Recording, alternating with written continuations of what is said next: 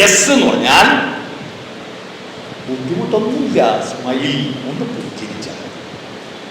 രാവിലെ ഉണർന്നു വരുമ്പോ മക്കളുടെ മുഖത്ത് നോക്കി പുഞ്ചിരിക്കാറുള്ളത് ഒരു നഷ്ടമില്ലാത്തല്ലേ. ഞാൻ പല വീടുകളുടെയും CCTV നോക്കി രാവിലെ ഉണർന്നു വരുമ്പോ പലരുടെയും മുഖം എന്താണെന്നറിയോ, പ്ലാവുമെന്ന് വീണ പഴഞ്ചക്ക പോലെ മോന്ത ഇങ്ങനെയാക്കിയിട്ടേ. ഒരു പ്രസാദാത്മകമായി ഉണർന്നു വരുന്ന വീടുകൾ നമ്മുടെ നാട്ടിലില്ല. ഒന്ന് പുഞ്ചിരിച്ചൂടെ മക്കളോട്? ഒരു ഗുഡ് മോർണിംഗ് പറഞ്ഞൂടെ? എങ്ങനെയാ നന്നായി ഉറങ്ങിയ മോനെ എന്ന് ചോദിക്കോ? ഒന്നുമില്ല.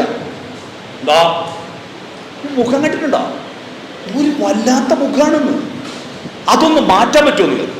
നമ്മുടെ രക്ഷിതാക്കൾക്ക് ഒന്ന് പുഞ്ചിരിച്ചു കൊള്ളണം. വീടും പുഞ്ചിരിക്കണം, വാതിൽ തുറക്കണം. രാവിലെ ടോയ്ലറ്റ്, യൂറോപ്യൻ ക്ലോസറ്റ് കണി കാണല്ല, വാതിൽ തുറന്നിട്ട് മുറ്റത്ത് നിങ്ങളെല്ലാ വീട്ടിലും ഇപ്പൊ ചെടിയും.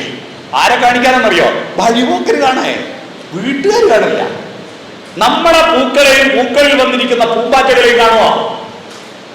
ആ വാതിൽ തുറന്നിട്ടൊന്ന് മുറ്റത്തിറങ്ങുമോ? ഇസ്രായേലും പാലസ്തീനിലുള്ള പട്ടാളക്കാരെ പണിയല്ലേ നമ്മൾ എണീറ്റ ഉടനെ ചെയ്യുന്നത്? അവരിപ്പോ 2-3 കൊല്ലമായിട്ട് രാവിലെ എഴുന്നേറ്റ ഉടനെ 3 മിസൈലിന് തീ കൊടുക്കൂ, എന്നിട്ട് മാത്രമേ പല്ല് വരെ തേക്കൂ. അത് ശീലായിപ്പോയി. അതുകൊണ്ടാ വെടി നിർത്തിയിട്ടും പിന്നെയും മിസൈൽ വിടുന്നത്. നമ്മളെ ആളെന്താ, രാവിലെ എണീറ്റാ ടിക്ക് ടിക്ക് ടിക്ക് 3 അടുപ്പ് കത്തിക്കും. ഇവന്റെ ഭക്ഷണം ഉണ്ടാക്കാനുള്ള അടുപ്പ് കത്തിക്കലാണ് നമ്മുടെ ആദ്യത്തെ പണി. അടുക്കളക്കാരല്ല. അടുക്കളയിൽ കയറുന്നതിന് മുമ്പ് അവന്റെ മനസ്സിനെ പാകം ചെയ്യുന്ന അടുക്കളയാണ് പ്രഭാതം. പ്രഭാതത്തെ കാണിക്കും മക്കളെ. അടഞ്ഞ വാതിലുകളാണ് മിക്ക വീടുകളിൽ. വാതിലുണ്ടാക്കിയത് അടക്കാനല്ല തുറക്കാനാണെന്ന് കുട്ടികളെ ബോധ്യപ്പെടുത്തും. അടക്കാനാണെങ്കിൽ കല്ല് വെച്ച് മുട്ടിച്ചാൽ പോലെ, തുറക്കാനാണ് വാതിൽ.